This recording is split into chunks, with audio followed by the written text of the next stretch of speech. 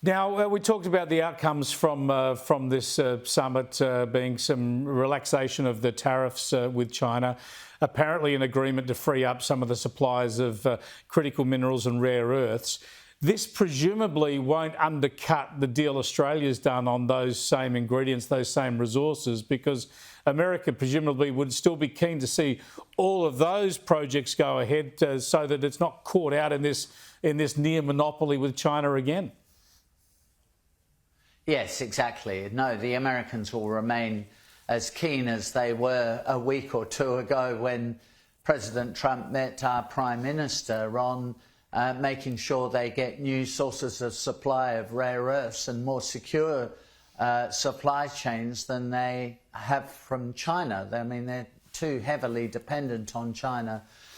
So this agreement provides some relief in terms of the immediate supply of rare earths, and no doubt that will lead to a bit of a temporary fall in the price of Australian rare earth companies on the market this afternoon. But in the end, no, Australia's importance will remain just as it was before this meeting.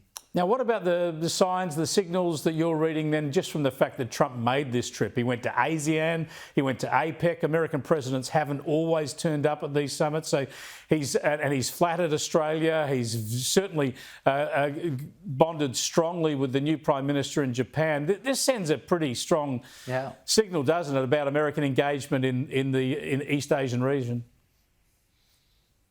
Yes, I mean, I'm not surprised. During his previous term as president, he had quite a focus on Asia, and I think President Trump's view and the view of most people in his administration is that the Ukraine war should have been dealt with much more effectively by the Europeans than it was. And the Middle East, you know, that's starting to come together, albeit slowly, but it's starting to come together. For America, the most important priority is dealing with China and dealing with Asia.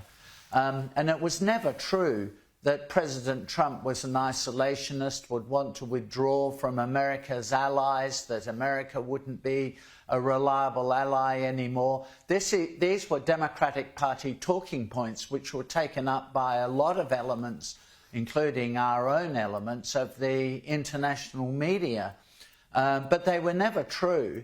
They were just talking points from his political opponents. And he's demonstrated very clearly his commitment to the protection of Korea, to the alliance with Japan, good relations and alliance with the Philippines. So it's been a very productive visit by President Trump.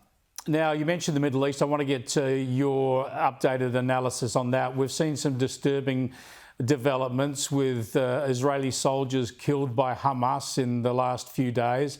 Israel, of course, retaliating against that and trying to take out more Hamas operatives. We've also seen, I'm going to show some vision here, a warning to viewers, it is disturbing, but this is vision that Israel has taken of Hamas effectively taking bodies out of hiding of hostages, reburying them, and then pretending to the Red Cross that they've been discovered. This must be testing the patience of Israel and the US, because this is clearly contrary to the peace plan that was sealed only a couple of weeks ago. Well, just in case people in the media and maybe the left, the political left, didn't understand this, Hamas is a truly wicked organisation. And of course, you can't trust anything they say or do. But on this occasion, we have, if you like, on the side of the Americans and the Israelis, the Arabs, and not least people like the Saudis and the Qataris. And the Qatari Prime Minister has been, in the last 24 hours, very upbeat about how the peace process is going to unfold. I mean, sure, Hamas are still very active on the ground, and they're fighting with their rivals within Gaza.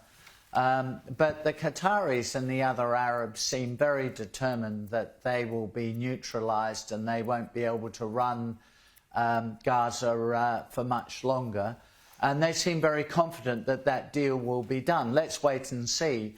But, you know, given the history of what has happened in that part of the world, I'm quite optimistic that the Trump plan will slowly but surely come into being, and that we'll end up with quite a good peace settlement, with Gaza being administered presumably by technocrats directed by the Palestinian Authority out of Ramallah, but that will ease pressure on Israel.